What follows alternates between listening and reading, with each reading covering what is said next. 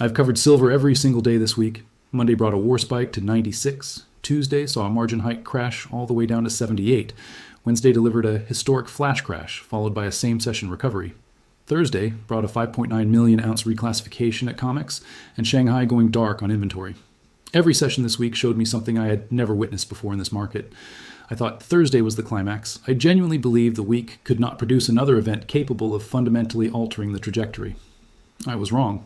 What is quietly assembling this weekend, across multiple time zones, multiple exchanges, and multiple government agencies, has the potential to make silver ungovernable by Monday's close. Not volatile, not elevated, ungovernable, meaning the mechanisms that have historically been used to control silver's price, margin hikes, algorithmic attacks, paper contract creation, inventory reclassification, all of them become insufficient to contain what is building beneath the surface. I am going to walk you through 5 specific developments converging on Monday and explain why their simultaneous arrival creates a market condition with no historical precedent and no playbook for containment. Before we get into the weekend setup, let me anchor you in Thursday's close. Silver spot closed at 84.30, up 2.5%. Futures settled at 84.3, up 2.87%. The session ranger ran from 82.85 to 84.40. Comex registered inventory sits at 81.22 million ounces after the 5.9 million ounce reclassification at Asahi and Loomis vaults. Total Comex inventory stands at 351 million ounces and falling. Open interest is at 112,794 contracts. March delivery is standing at 52.63 million ounces, with 48.3% already delivered. Shanghai premiums are running $12 to $25 over Western spot. Shanghai inventory reporting has ceased. Gold is trading above 5,100, with the gold to silver ratio at 62. VIX is sitting at 23.57. Now here is what is loading. The first development is Friday's non-farm payrolls report. The Bureau of Labor Statistics releases the February employment situation report Friday morning at 8:30 a.m. Eastern. This is the single most important piece of economic data released in any given month. It moves every market simultaneously: stocks, bonds, currencies, and commodities. The consensus expectation heading into Friday is for moderate job growth, but the consensus is irrelevant. What actually matters is the deviation from consensus and the direction of that deviation. Here is why non-farm payrolls matters specifically for silver this particular Friday more than any previous month. The Federal Reserve meets on March 18th. The FOMC statement and dot plot from that meeting will determine whether rate cut expectations move forward or get pushed back further. Friday's employment data is the last major release before the Fed's blackout period begins. Whatever number prints Friday morning is the data the Fed will use to calibrate their March 18th decision. A weak number, below 100,000 jobs, with unemployment ticking higher toward the 5% level, increases the probability of a rate cut at the March or May meeting. Rate cut expectations weaken the dollar. Dollar weakness is directly bullish for silver. But more importantly, a weak employment number signals that the war-driven oil shock is beginning to damage the real economy. That combination, rate cuts expected plus economic weakness from an energy crisis, is the exact macro setup that produced the 1979 to 1980 precious metals explosion. Stagflation, the word nobody on Wall Street wants to say. Rising inflation from oil, falling employment from demand destruction, and central banks trapped between fighting inflation and preventing a recession. Gold and silver thrive in stagflation because they simultaneously function as an inflation hedge and a safe haven during economic deterioration. Now consider the strong number scenario. Above 250,000 jobs, unemployment holding steady. This outcome pushes rate cut expectations further out. The dollar strengthens, and that is bearish for silver in the immediate term. But a strong number also means the economy is absorbing the oil shock without breaking. That means industrial silver demand remains robust. Solar installations continue. EV production continues. AI data centers expand. Defense spending accelerates. Strong employment means strong industrial consumption of silver in a market already running a 67 million ounce annual deficit. The asymmetry persists either way. Weak data equals rate cuts, equals weaker dollar, equals higher silver. Strong data equals robust industrial demand, equals sustained deficit, equals higher silver on fundamentals. Even if the immediate price reaction is negative due to dollar strength, both outcomes ultimately favor silver over different time horizons. And the market will process this over the weekend when no trading is available to express the view. That processing arrives Monday at the open, and it arrives with force. The second development is one almost nobody is talking about. CME just reduced silver margins. This single development changes the Monday dynamic entirely. On Thursday, CME Group reduced initial margin requirements on Comex silver 5,000 ounce futures from 18% down to 14%. This is a direct reversal of the margin increase that crashed silver earlier in the week. Think carefully about that sequence. Monday night, CME raised margins 30% to crush longs and protect shorts. Thursday, CME reduced margins to make it cheaper to enter new long positions. Why would CME reverse course within the same week? The margin reduction tells you something critical about the exchange's own assessment of current market conditions. Raising margins is a tool to cool speculation and reduce systemic risk. Lowering margins is a tool to attract liquidity and encourage participation. CME needs open interest. They need volume. They need liquidity, because the March delivery cycle is actively draining their vaults, and they need fresh participants to provide the rolling and settlement activity that keeps the exchange functioning. The unintended consequence of reducing margins is that every trader shaken out by Monday's margin hike can now re-enter at lower cost. The barrier to going long silver just dropped from 18% to 14%. A fund that needed $18 million in margin to hold 1,000 contracts now only needs $14 million. That is $4 million of freed capital available to be deployed into additional positions. Multiply that across the entire participant base, and you have potentially billions of dollars of buying power, capital that was locked up by Monday's margin increase, now released back into the market. This freed buying power cannot express itself until Monday. Traders who see the margin reduction. Thursday evening begin planning their Monday positions over the weekend. Portfolio managers recalculate their silver allocation based on the lower requirement. Risk committees approve larger position sizes. All of that preparation happens Friday and Saturday. The execution happens Monday morning. A wall of buying entering the market simultaneously as participants deploy the capital freed by the margin reduction. The third development is the Comex registered inventory reclassification that has not been explained. 5.9 million ounces were moved from registered to eligible at Asahi and Loomis vaults on Thursday. No explanation has been provided by CME, by the vault operators, or by any party involved in the reclassification. The market is heading into the weekend without knowing why 6.78% of deliverable silver was suddenly removed from the available settlement pool. Over the weekend, every analyst, every fund manager, and every commodity desk will be investigating this reclassification. They will be calling contacts at the vaults, querying clearing firms, searching for ownership records of the reclassified metal, and trying to determine whether this was a routine administrative action or a strategic withdrawal by a major participant. If the weekend investigation reveals that a sovereign entity or major institutional buyer removed 6 million ounces from the deliverable pool, the implications for Monday are explosive. It would confirm that the Comex vault system is being actively drained by participants who want the metal removed from the settlement system permanently. It would reduce confidence in the exchange's ability to fulfill remaining March delivery obligations, and it would trigger a rush to demand delivery on outstanding contracts before the remaining 81 million ounces disappear as well. Even if no explanation emerges over the weekend, the uncertainty itself is bullish. Markets price uncertainty as risk premium. When the deliverable inventory of the primary Western Silver Exchange drops 6.78% in a single session without explanation, the risk premium embedded in silver increases. That increased risk premium expresses itself as higher prices at Monday's open. The fourth development is Shanghai's inventory blackout, which will be analyzed all weekend by every institutional research desk in the world.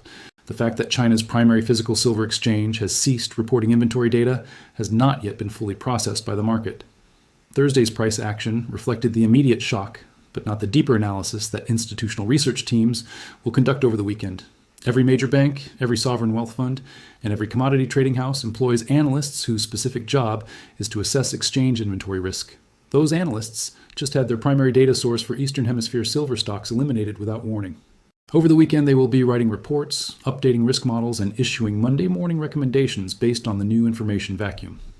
Their conclusions will likely include increased allocation to physical silver as a hedge against the uncertainty, increased delivery demands on Comex as a substitute for Shanghai sourcing, and reduced confidence in paper pricing as a reliable indicator of physical value. The institutional response to Shanghai's blackout cannot express itself until Monday's open. Whatever buying or positioning changes these research reports recommend will hit the market simultaneously when trading resumes.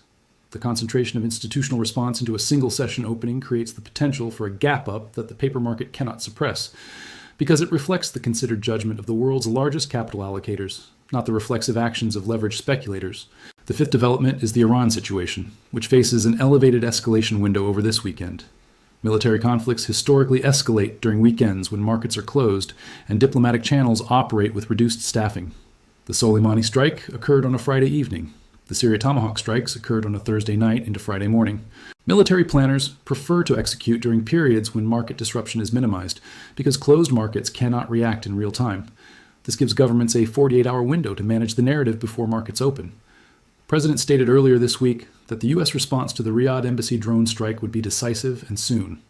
If decisive means additional military action against Iranian targets, the probability of that action occurring this weekend is elevated based on historical pattern. Any military escalation occurring between Friday evening and Sunday night will be priced into silver at Monday's open, not gradually, but immediately. The entire weekend's worth of geopolitical risk premium compressed into a single opening gap. The Iran dimension also carries a specific silver market implication that goes beyond general safe haven demand.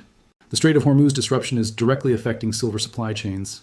21% of silver-bearing container ships from Dubai re-export hubs have been diverted to the Cape of Good Hope route, adding 9 to 11 days of delivery time. The longer the conflict persists, the more these diverted shipments back up. By Monday, the backlog of delayed silver shipments will have grown by another 2 days' worth of cargo.